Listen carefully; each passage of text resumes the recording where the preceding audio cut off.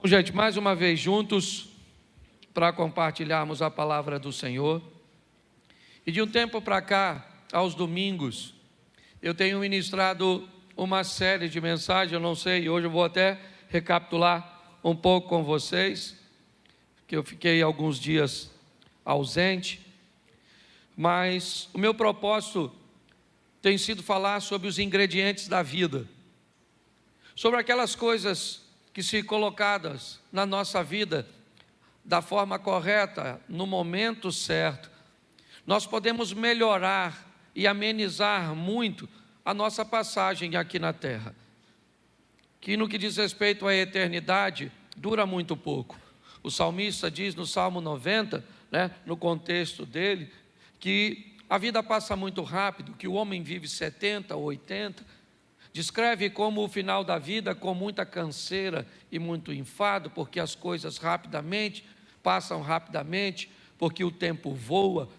A perspectiva de vida tem aumentado, graças a Deus. Hoje as pessoas vivem um pouco mais, mas mesmo assim, a passagem por aqui ainda é muito pequena. Qualquer erro que possamos cometer, dependendo do grau, ele pode comprometer muitos anos da nossa vida tentando consertá-lo. Muitas vezes uma dívida contraída num ano pode ser paga em 3, 4, 5 ou 10 ou não. Muitas vezes, para que esse erro seja apagado, algo precisa ser feito, um tempo precisa passar para que seu nome seja removido de um órgão de proteção a um crédito. Muitas vezes as pessoas acabam traindo, e muitas vezes uma traição faz com que nunca mais você tenha o mesmo nível de relacionamento. Tem coisas que você vive no passado que pode descredenciar você para sempre, para viver determinadas coisas no futuro. Por exemplo, quem aqui teve hepatite, levante a mão. Já teve hepatite? Levante a mão. A senhora, aqui também. Vocês podem fazer muita coisa por mim. Se eu caísse aqui agora, você poderia me ajudar a levantar? Se eu precisasse de um dinheiro, você poderia me emprestar? Mas se eu precisasse do seu sangue, você poderia me doar? Não, nunca mais. Mas você não tem hepatite, você já ficou curada, é verdade. Mas isso descredencia você. É muito importante nós entendermos que, por mais que venhamos a nos recuperar, tem determinadas coisas que podem nos descredenciar para sempre. Eu estou falando aqui usando uma patologia como exemplo, mas o que eu quero falar é de que muitas pessoas cometem erros gravíssimos e depois precisam levar muito tempo, deixam de viver para sobreviver. Então, se nós diminuirmos esses erros, se nós nos tornarmos mais assertivos, se nós nos tornarmos mais sensíveis à voz e às instruções de Deus, essa margem vai diminuir. Jesus disse: eu vim para que tenham vida e a tenham em abundância. Mas a mesma Bíblia que diz isso também diz que no mundo nós teríamos aflições. O que eu procuro mostrar para a igreja é que as aflições são inevitáveis, porém pontuais. Segundo a Bíblia, eu vivo uma vida abundante com dificuldades pontuais, e não uma vida pontual com dificuldades abundantes. É isso que muitas pessoas têm vivido, espasmos de felicidade, espasmos de conquistas. São sempre coisas esporádicas, porque o tempo inteiro são sofrimentos, o tempo inteiro é escassez, o tempo inteiro é dificuldade, o tempo inteiro é sofrimento, é solidão. Tem alguma coisa de errado. Não é isso que a Bíblia, o Deus que você serve, te propôs. O que Ele propôs foi uma vida abundante, e que volta e meia você vai sofrer. As aflições virão de forma bem pontual. Porque eu tenho aprendido e ensinado que há duas vidas. Apocalipse diz isso: ao que vencer não sofrerá o dano da segunda morte. Duas vidas, duas mortes. A segunda morte separa a nossa alma de Deus. A primeira morte separa o espírito do corpo. E Deus sempre focado em trazer bem-estar às duas, é lógico, sempre focando a prioridade, a alma. Não temos aquele que pode matar apenas o corpo, mas temos aquele que pode matar o corpo e ainda matar a alma, separar a alma. Baseado nisso, eu peguei alguns ingredientes, já falei de 3, hoje é o quarto, são 8 na verdade. Já falei de fé, governo, pessoas e hoje falo de objetivos. Vou falar ainda de generosidade, legado, saúde e aprendizado. Mas só para recapitular aqui, o primeiro que eu falei, vocês lembram? Eu falei de quê? É por isso que a gente tem que falar sempre. Por muito tempo eu tive dificuldade de repetir as coisas, porque parece que quem repete não tem conteúdo, fica falando sempre a mesma coisa. Mas depois eu olhei para os evangelhos e tem 4. E 3 repetem a mesma coisa para os crentes. Por quê? Porque sabia que os crentes iam esquecer. Então Marcos escreveu e disse, é desse jeito. Aí vem no Mateus vem desse jeito. Aí vem o Marcos desse jeito. E vem o Lucas e desse jeito. E o povo ainda não lembra. Então o primeiro ingrediente é fé. Fala comigo, fé. Isso, esse é o primeiro ingrediente. Sem ela é impossível agradar a o justo viverá pela isso. Então fé é a primeira coisa que você precisa ter. Até o profeta Gilberto Gil já sabia disso. Quando disse anda com a fé eu vou, que a fé não costuma falhar. E mesmo quem não tem fé, a fé costuma acompanhar. Pelo sim, pelo não. Então até o ímpio sabe. E tem os crentes que andam sem fé, tá certo? Então eu mostrei para você que ela nasce quando você ouve, certo? É isso. A fé vem pelo e ouvir a palavra de a fé torna tudo possível. Sim ou não? Tudo é possível aquele, mas possível não é realizável. Tem gente que me parece que confunde, porque está a fim de confundir. Porque se eu perguntasse a você, olha, domingo tem jogo no Maracanã, Flamengo e Vasco. Você vai? Você me responde assim, possivelmente. Você vai ou não? Fala para mim, se você me disser, possivelmente, você vai ou não? Nossa. Se eu perguntasse para você assim, olha, vou fazer uma festinha lá na minha casa, deixa eu se tirar do Maracanã, porque Maracanã é pecado. Então a igreja se constrange, e provavelmente tem botafoguense e tricolores que não iriam mesmo, então nem se manifestou, tá certo? Mas vamos tentar de novo, fazer igual Jesus com a mulher samaritana. Falou de água, não dá certo, ele fala de marido. Vamos tentar aqui. Eu vou fazer uma festinha lá em casa na quarta-feira e eu digo para você, você vai? Você diz para mim assim, pastor, não vou dar garantia não, mas possivelmente eu vou. Você vai ou não? Vai ou não? Você não me falou. Você não falou nem que sim, nem que não. Então quando a Bíblia diz que a fé torna tudo possível, ela não está dizendo que Deus vai fazer e que não vai fazer. Ela só diz que quando você chega perto dele, o impossível se torna, mas não significa que ele vai fazer. Tem gente que vem para a igreja, um está morrendo de câncer, aí você vem aí fala, meu Deus, ela não pode morrer, minha mãe, não pode morrer, ou é minha fé, eu tenho fé, chamou os irmãos, tudo. Até os cajaceiros vêm para a campanha, e vão embora, une a fé de todo mundo, aí a mãe morre. O que faltou? Não! Porque a fé não dá garantia que vai acontecer. A fé traz a possibilidade, está assim de gente frustrado, porque está achando que Deus prometeu coisas que Ele não prometeu. Ele só disse, se você chega perto de mim com fé, tudo é mas se não acontecer, você ainda continua tendo fé, pronto. Por isso que tem uns povos que vai embora. Nossa, Deus falou que ia fazer, não tem palavra. Você que não entendeu direito. Então eu acho que vale até pregar de novo. Eu acho que eu vou pregar de fé. De novo. Então ela torna tudo possível. Ela tem tamanho? A fé? Seja feita segundo a medida da sua. Se você tiver a fé do tamanho de um grão, então fé tem tamanho. Por isso que a Bíblia diz de fé em fé, de glória em glória. Só diz que mesmo que ela seja pequenininha, certo? Ou seja, você já pegou um grão de mostarda? Já pegou ou não? Eu não tenho nem como é que eu vou comparar aqui. Sei lá, não, qualquer coisa.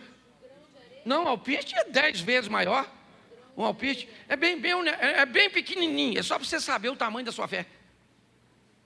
Sabe esse pequenininho? A nossa não chega nem nesse pequenininho. Depois eu vou trazer. Aqui vou botar na sua mão. Você vê a sua fé. Então ela vai crescendo. É de fé em fé, de glória em. E de que tipo deve ser a sua fé? Ela tem tipo, claro.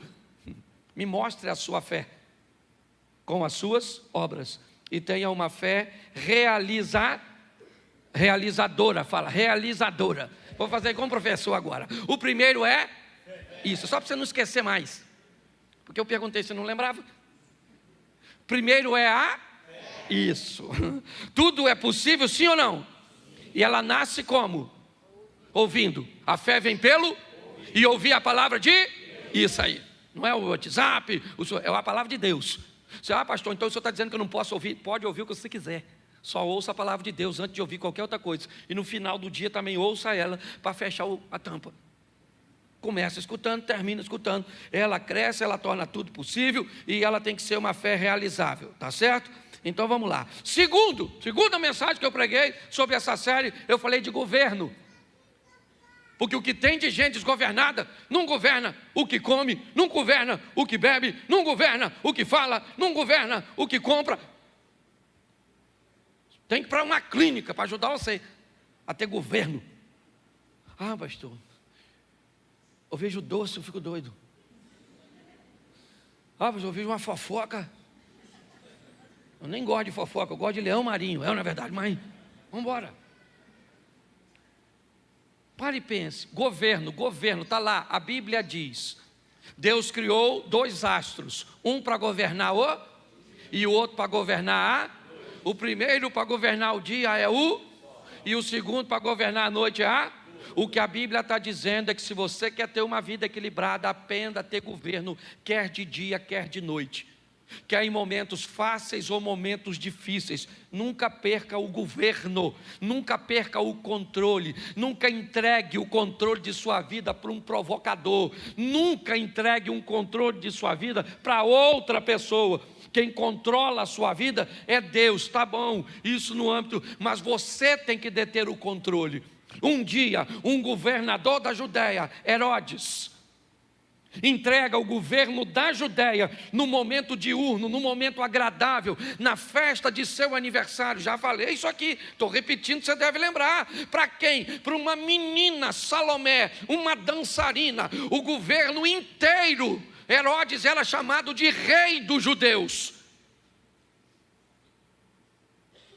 O governador da Judéia, ele pega o governo da Judéia, entrega na mão de uma dançarina e diz para ela, porque ele tinha bebido, estava alegre, estava feliz, o momento é bom, porque tem gente que perde o governo quando emagrece, quando faz uma plástica, quando ganha um dinheiro. Basta clarear, basta melhorar que pessoas perdem o governo. A Bíblia diz que se está de dia, tem que ter sol para governar o dia, e se escurecer, tem que ter lua para governar a noite, porque tem momentos ruins, tem momentos de escuridão, onde a dor, a escassez, os problemas, e o que eu tenho nesse ambiente? Governo. Estava difícil para Jesus. Fala para seus discípulos, eu preciso do apoio de vocês, me ajude. Foi orar, quando voltou, eles estão dormindo. Jesus disse, olha, Pai, se possível for, a parte de mim este cálice. Estava escuro. Pilatos disse, se defenda. Ele disse: não. Os soldados disseram: desça da cruz. Ele disse: não. Estava de noite, mas ele tinha o governo. As pessoas o provocavam, dizendo: salvou os outros e não salva a si mesmo? Se você é o Cristo, desça da cruz. Se ele não tivesse controle, ele desceria para mostrar para os outros que ele podia, mas ele não era governado pelos outros, ele era governado por seu propósito. Jesus chama Judas de amigo e Pedro de inimigo, porque para Jesus, quem te faz o mal, te aproximando do seu propósito, inevitavelmente está te fazendo bem. Foi isso que José disse para seus irmãos: vocês não me venderam para o Egito, Deus é que me enviou na frente. O que vocês pensavam que estavam fazendo contra mim, estava fazendo a meu favor. Foi para isso. Governo. O que nós precisamos hoje é de pessoas que tenham governo. Governo para conseguir ler a Bíblia, porque tem gente que diz que não consegue. Deve ser muito caro. Ou você deve ter 24 horas por dia ocupada. Não lê porque não governa, não ora porque não governa, não jejua porque não governa, não estuda porque não governa, porque não poupa porque não governa, não oferta porque não governa, não dizima porque não governa, não tem um bom casamento por quê? Porque não governa, porque quem governa domina. Lembra que Deus está conversando com Caim sobre governo? O pecado, Caim, jaz à porta, batendo, mas a você, Caim, é determinado a você assumir o governo e dizer: eu abro ou não abro. É assim que funciona. Essa foi minha segunda mensagem. Minha terceira, eu falei sobre pessoas e mostrei o que são pessoas: um corpo, uma alma e um espírito. Mostrei que as necessidades de pessoas são sempre pautadas nessas três esferas, seja material, emocional ou espiritual. Quando Esaú perde a sua primogenitura para Jacó, naquela venda do guisado, o que ele tem é uma necessidade material, física. Ele tem fome. Quando Ananias e Safira se perdem, ou perdem o controle, o que eles têm? Uma necessidade emocional. O que eles querem é serem ovacionados, o que eles querem é ser, como é que eu vou dizer? Louvados, respeitados, porque estão fazendo o que todo mundo está fazendo, mas eles não querem fazer. Mas como aqueles que fazem estão sendo enaltecidos porque fazem, então eu vou fingir que faço aqui também. É isso. Isso acontece com todo mundo. É o Moisésinho que cobre o seu rosto para que ninguém veja o resplandecer do seu rosto, mas que depois de um tempo já não resplandece mais e ele não tira o lenço. Mas não tem mais o resplandecer no rosto, mas eu gostaria que todo mundo pensasse que ainda tem aparência. Ela não é algo novo. Pessoas, nós temos a mulher cirofenícia que procura Jesus não com uma necessidade física ou material, nem emocional, mas ela disse a Jesus: lá na minha casa tem uma menina que é minha filha e ela tem um demônio.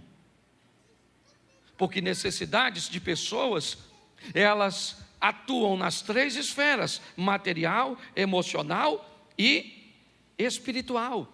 O que nos aproxima de pessoas são afinidades, necessidades, certo? Sentimentos ou parentescos. Eu mostrei tudo isso, só estou recapitulando, porque hoje eu quero falar, e é nisso que eu quero gastar 20 minutos com vocês, para falar de objetivos.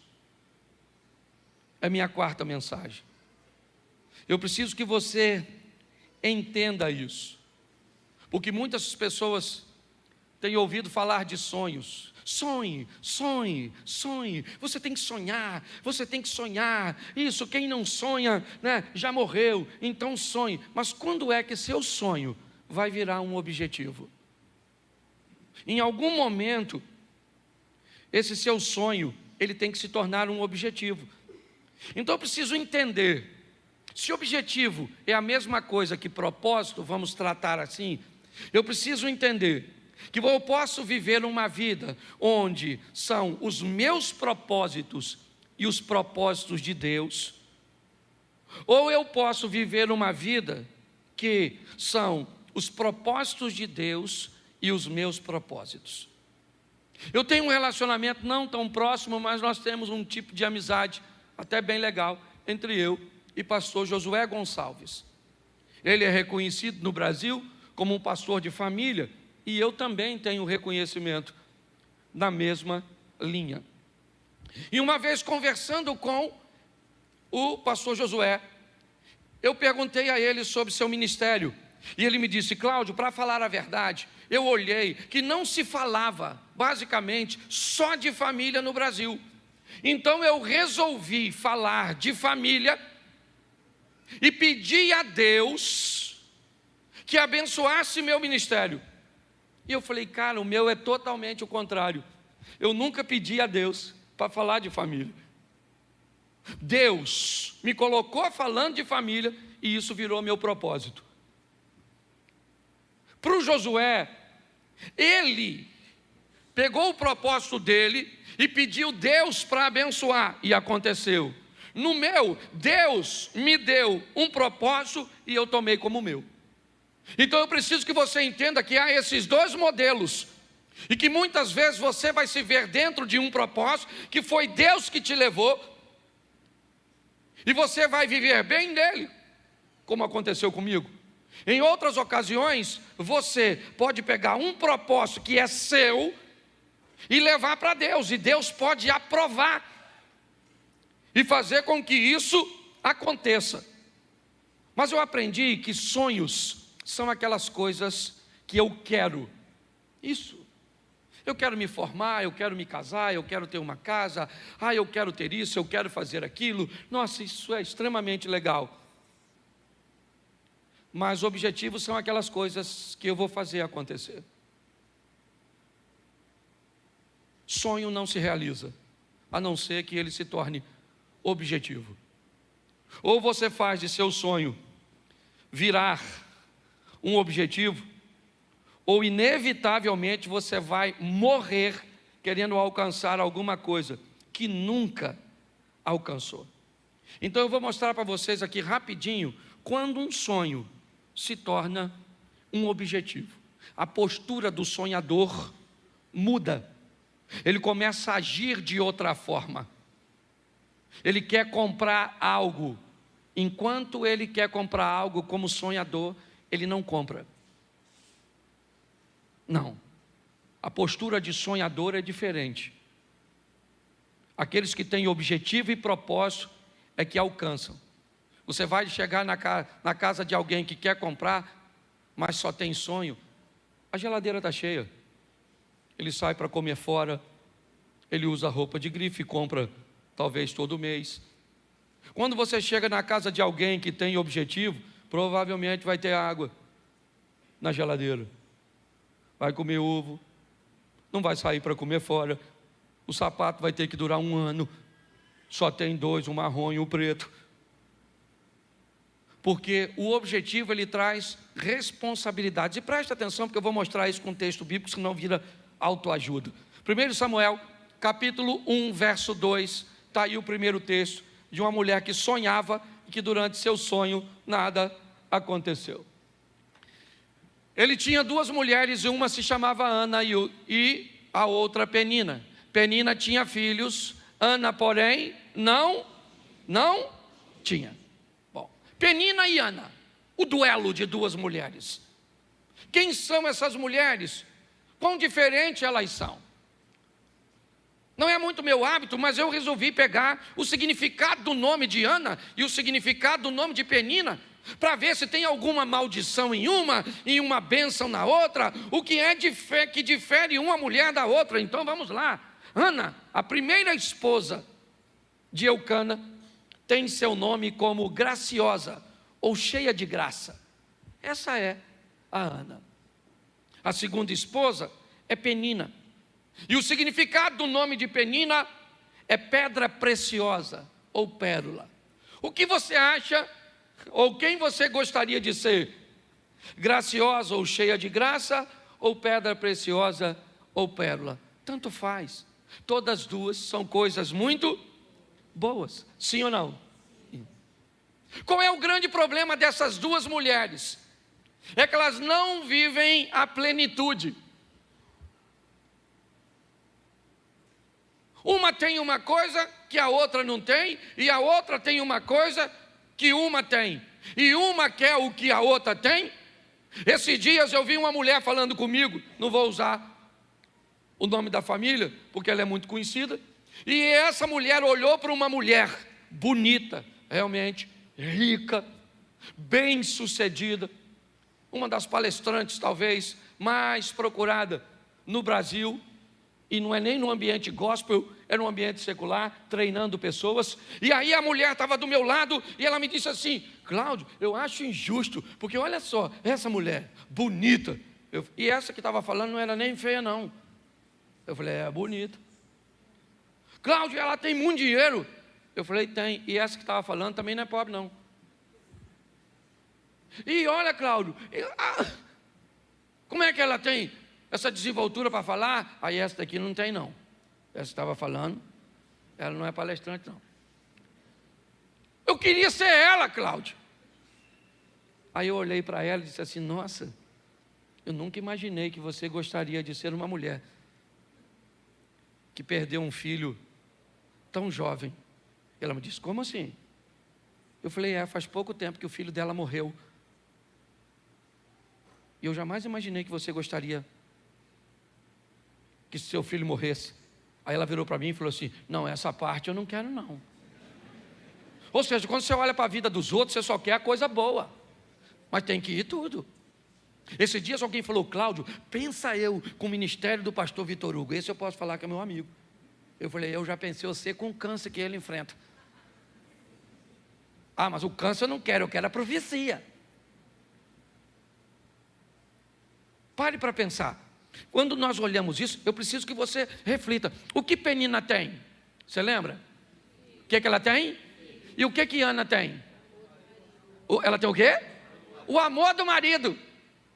O que Penina tem? E o que Ana tem? Penina, para ter filho, fez esforço? Sim ou não? Não, ela só teve. Bastava ver a cueca do Eucana. E a gente vai falar, tem que ser objetivo, ô irmão. Que esse dia eu estava pregando num culto, falei Eucana, tinha um cara no primeiro banco, sabe o que ele falou? Aí, pastor, Eucana também. Eu falei, não, não é isso não, maluco. Não é Eucana de bebida não. Tinha uns bebum lá no culto. Falei, sangue de Jesus tem poder. Mas presta atenção. Ana fazia esforço para ser amada? Sim ou não? Não. Penina fazia esforço para ter filho? E o que Penina quer? Vamos lá, gente. Me ajuda, eu sei que é chato, né? Nunca mais eu venho nessa igreja, então vai em outra. Porque eu peço para repetir mesmo, para gravar. Pelo menos você sai daqui depois e fala, rapaz, quase que eu preguei com o pastor. Toda hora falou comigo, fala, que eu achei que era eu que pregava. Penina tinha filhos, mas queria ser. E Ana queria ter, mas era. Uma queria ter filho e a outra queria. E todas as duas queriam tudo. E tudo não vai rolar. Você tem que aprender isso. O grande problema é que tem gente que consegue coisas que você vai conseguir com muito esforço. Porque Ana vai ter filho, sim ou não? Mas foi difícil. Porque chorava, ô mulher chorona. Chorava. E a outra também não era mole não, a tal da Penina. A Penina ficava futucando Ana. Sabe? Então coloca aí para você ver. 1:4. 1 Samuel, capítulo 1, verso 4. Olha que coisa. No dia em que Eucana oferecia sacrifício, dava porções à sua mulher Penina e a todos os filhos e filhas. Olha que coisa. Eucana dava oferta para Penina, sim ou não? Sim ou não? Agora vamos ver agora a Ana se recebia. Porque, olha só, e por quê? Mas a Ana dava uma porção, porque, apesar do Senhor tê-la, ele ofertava para quantas? Para as duas, mas uma queria tudo. Não vai dar para ter tudo, meu filho. Homem, por exemplo, ou é bonito ou é inteligente. Um homem bonito e inteligente. Não é homem, é mulher. Só a mulher agrega os dois adjetivos. Sim. Esse dia uma menina falou assim: pastor, eu quero um homem bonito, inteligente, rico, fiel, romântico. Eu falei: menina, se você achar o homem, já pega. Abra a mão dos outros requisitos, porque o homem já está difícil. É homem, pega. Se é feio, vai por mim, porque o troço está difícil.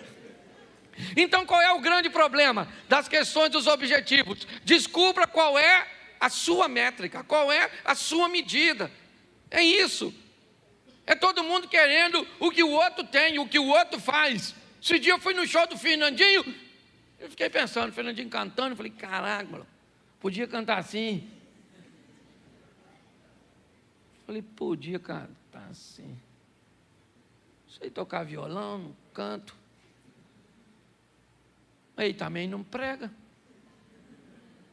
Que se dane, ele não prega, eu prego, eu não canto. Ele canta e está tudo jóia, porque se a gente não prestar atenção, Jesus disse que nós devíamos que ter cuidado com o exemplo da mulher do Ló. Lembra da mulher do Ló?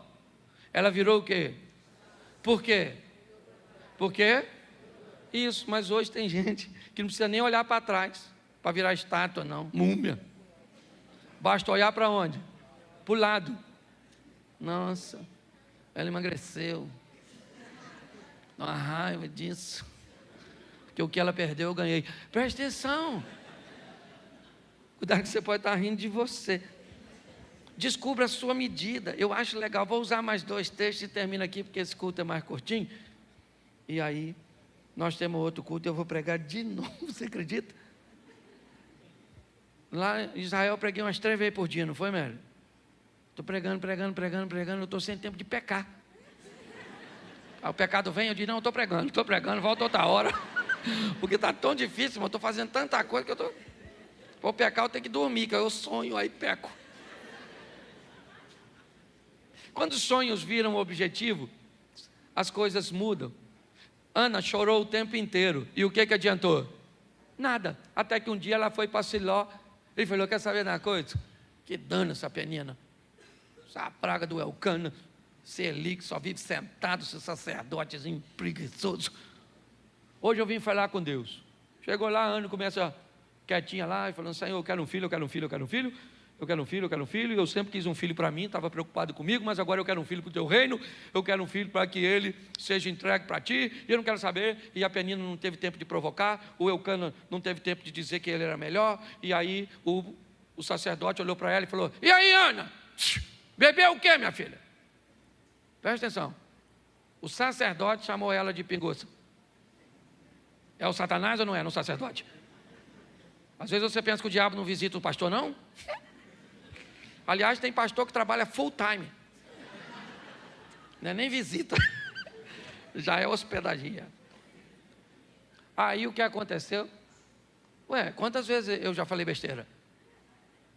Tem gente que acha que não, o pastor não briga com a mulher. O pastor não... Eu brigo, né, filho? Nós briga. Porque nós é gente. Você vai na nossa casa, está bagunçada. Entendeu? Porque tem gente morando lá, que ninguém vende vidinha perfeita não, meu filho. O bagulho é doido. Você sai daqui para ser crente, o Satanás está querendo impedir. É desse jeito que funciona. Esse dia o cara falou comigo: pastor, falar com o senhor, não olho para mulher nenhuma mais. Graças a Deus estou liberto. Falei: então não anda comigo. Porque se passou uma mulher bonita, meu olho tem que querer olhar. Eu é que falo: Cláudio, você é pastor, você é casado, sua mulher está escutando isso. Isso vai dar briga depois do culto. Ô gente, pelo amor de Deus, certo? Ana foi lá e conseguiu o propósito dela, sim ou não? Quando ela deixou de sonhar e transformou seu sonho num objeto. Então, mais 2 textos e a gente termina. Marcos capítulo 5, verso 25. Só peguei a história conhecida para ficar fácil para a igreja. Marcos 5, 25. Coloca aí, por favor. Isso. Estava ali certa mulher que há 12 anos vinha sofrendo de hemorragia. E ela padeceu sob muitos cuidados de vários médicos e gastava tudo que tinha, mas em vez de melhorar, piorava. Quando ouviu falar que Jesus, chegou por detrás dele, no meio da multidão, e tocou o seu manto. Porque pensava, porque o quê? Se eu somente tocar em seu manto, ficarei? Presta atenção, qual era o sonho dela? Qual era o sonho dela? Ela queria ficar curada ou não? Sim. Ela tentou a cura no método convencional, sim ou não? Ela procurou os médicos, fez tudo o que podia, deu certo? Não, mas ela continua querendo ficar curada, é seu sonho. Mas quando é que até então é seu sonho? O que ela tem? Uma multidão, porque sempre que alguém precisa de algo, ou na grande maioria das vezes na Bíblia, a Bíblia vai colocar uma multidão como oposição. Bartimeu queria a atenção de Jesus, o que tinha? Uma multidão. Vamos lá, estão conduzindo um paralítico a Cafarnaum, a casa de Jesus. O que tem na casa de Jesus? Uma multidão. Sempre haverá uma oposição, algo que vai se opor. É assim que funciona. Eu vou usar um exemplo aqui, porque depois eu vou corrigir, e a turma que caminha comigo sabe que eu não sou o cara do confronto, mas eu fiquei tão, constrangido no nosso jantar de casais. Durante um jantar de casais, alguém colocou uma bolsa para sentar. A esposa. Quando o povo foi sentar, alguém foi e retirou a bolsa e sentou no lugar. Sabe o que aconteceu? Acabou com o jantar daquele casal. Eles se aborreceram de um tal nível que ela pegou a bolsa e foi embora. Quando nós tentamos intervir, não dava mais tempo. Pastor, o que é isso? Isso é a oposição. Ela vai estar nos jantares, nos almoços, elas vão estar no trânsito, ela vai estar no vizinho, ela vai estar, é a multidão, é aquilo que busca separar você do Cristo.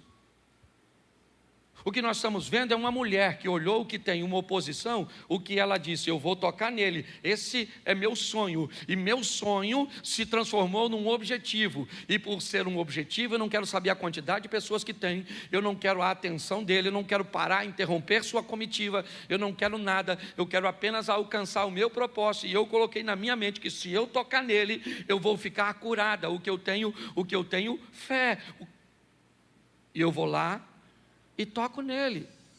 É isso que está acontecendo aqui. Quando ela faz isso, ela fica curada, porque ela fez, não simplesmente quis. Deixa eu terminar com o último texto, também muito conhecido. Lucas capítulo 15, é o setor de achados e perdidos. Capítulo 15 de Lucas. Ovelha perdida, dracma perdida, filho perdido, está tudo perdido. Verso 17, perdão. 15, verso 17. Caindo em si, disse: quantos empregados de meu pai têm comida de sobra e eu aqui morrendo de fome? Eu me porei a caminho e voltarei para meu pai e direi: pai, pequei contra o céu e contra ti. Verso 19. Não sou mais digno de ser chamado teu filho, trata-me como um dos teus. Presta atenção aí, não bota o 20 não. Deixa eu dizer até o 19. Presta atenção, porque os 3 textos que eu li, ele fala de sonho. É isso que ele fala.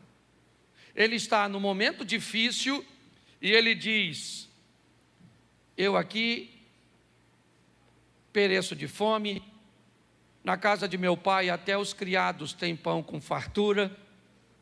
Levantar-me-ei, irei ter com meu pai, vou dizer para ele. Presta atenção, tudo que está sendo dito como uma proposta de futuro. Levantar-me-ei, irei ter com meu pai, e lhe direi: pequei contra o céu e diante de ti, já não sou digno de ser chamado teu filho, me trata como um de teus empregados. Mas tudo isso é futuro. Nada disso trouxe o perdão para o filho pródigo. Não. Porque ele está dizendo, eu vou levantar, eu vou dizer, eu vou fazer, eu vou ir. Beleza, tudo isso que é sonho. Eu vou emagrecer, eu vou comprar, eu vou estudar, eu vou orar, é sempre levantar-me-ei, farei, é amanhã, é semana que vem, é isso aí. Quanto mais tempo você faz isso com o seu sonho, mais tempo leva para ele realizar. Mas quando chega ao verso 20, a seguir o sonho virou objetivo. Levantou-se e foi. Levantar-me-ei e irei. Nada aconteceu. Levantou e foi. Pronto. Ali o sonho virou objetivo.